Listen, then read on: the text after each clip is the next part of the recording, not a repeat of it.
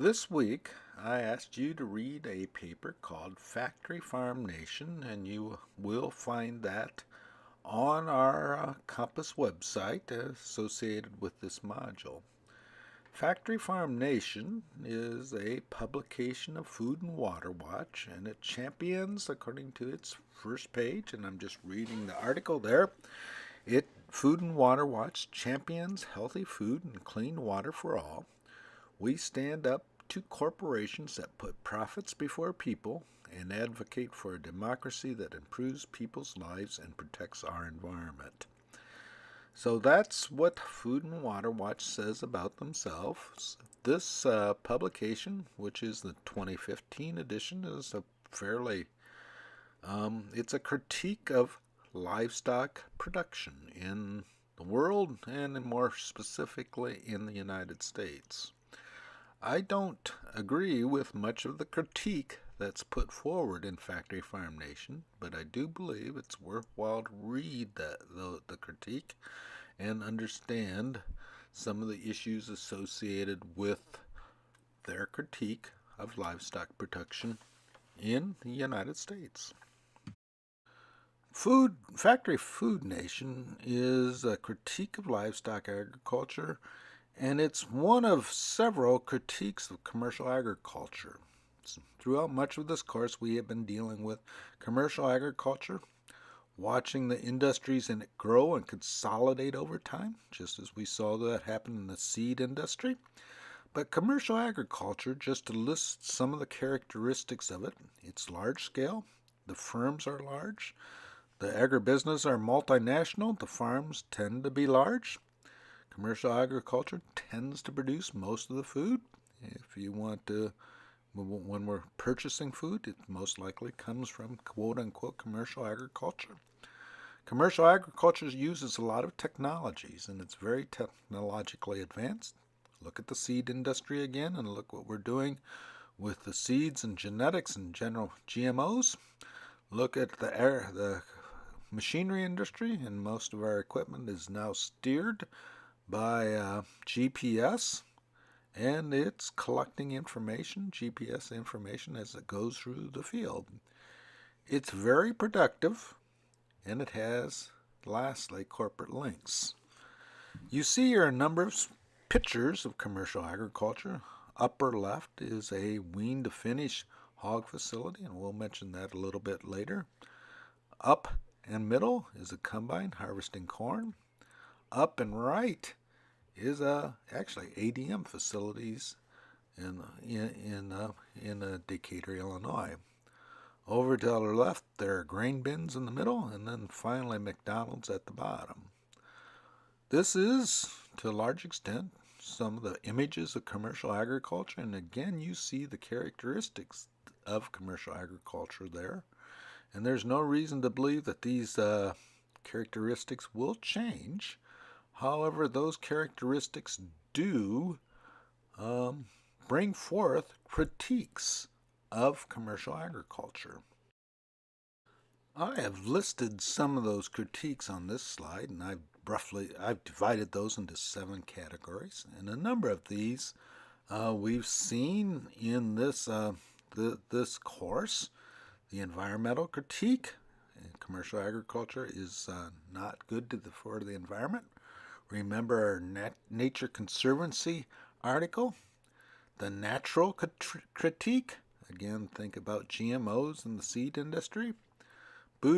Bad food critique. Again, think of the GMOs, food industry, and some of the fast foods fall under this category.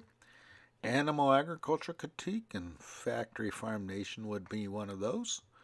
Corporate critique, and a number of individuals don't like corporations.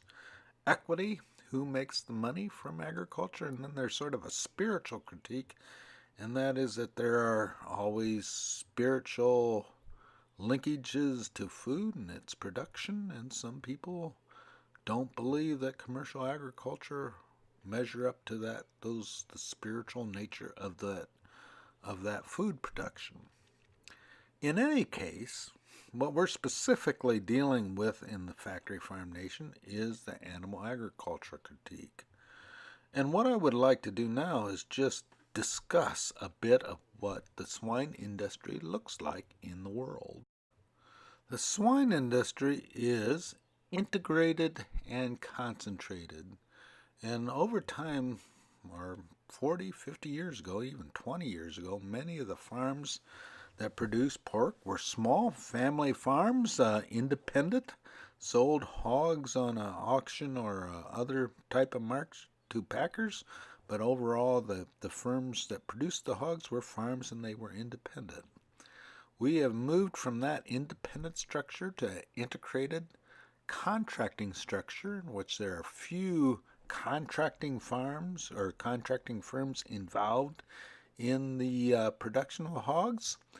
Those integrated firms are again large, own a large number of hogs. However, they do make use of growers. So often in the hog industry, the contracting firm will own the sows and other animals and the feeder animals that result from those sows, but they will contract with growers who own buildings and provide labor. So in Illinois, there would be farmers who farm land but also own some swine buildings, and they would provide the labor and the buildings and would receive payments for raising hogs. But those contracting firms never own the hogs. Those are always owned by the contracting firm. So it's a contracting structure in which a small number of contracting firms exist. I have here a list of the top 10 hog producing firms in the world. You see my source listed down there, and you can look at that source if you so desire. Again, there are 10 firms listed here, and you can see that their name, location, and number of sows are listed. So our number one firm is WH Group. That happens to be a Chinese company, and it controls or owns 1.1 million sows. So it's a very large firm, and you can see it's twice as large as the next firm listed there. It's twice as large in terms of the number of sows. WH Group happens to have bought and owns Smithfield Foods. Smithfield used to be the largest U.S. firm involved in pork production, and Smithfield still operates within the United States, but now it's owned by WH Group. Again, you can see 1.1 million hogs, number one, 544,000 hogs, number two, down to number 10, 195,000 sows. Again, you can see a number of countries listed there: China, Thailand, U.S., Brazil, France, and South Korea. Spain also is listed there. Want to draw your attention to number 8, the Mashoffs. The Mashoff is a family from southern Illinois that have grown to be number 8 in terms of hog producing firms in the world.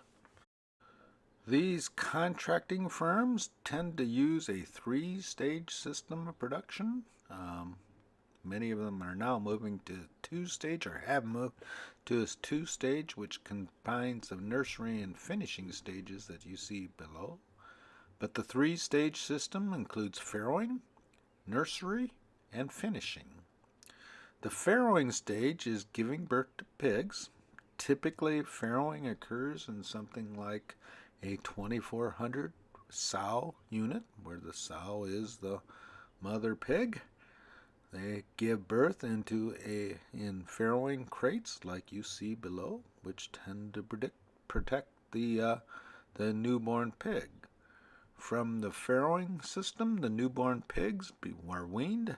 They then move into a nursery where they stay for 6 to 8 weeks, and then from there move into a finishing facility. The entire time from birth to market weight, which is generally in the upper 200 pounds, takes about 6 months.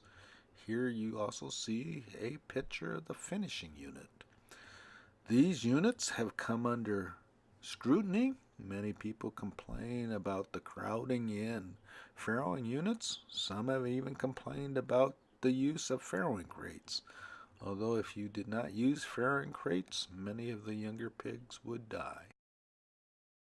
As is illustrated by the publication Factory Farm Nation, the animal industry has come under fire. Much of this deals with the treatment of animals, and presumably, and I don't agree with this, those animals are treated improperly or inhumanely, although humane is a root of human, but nevertheless improperly.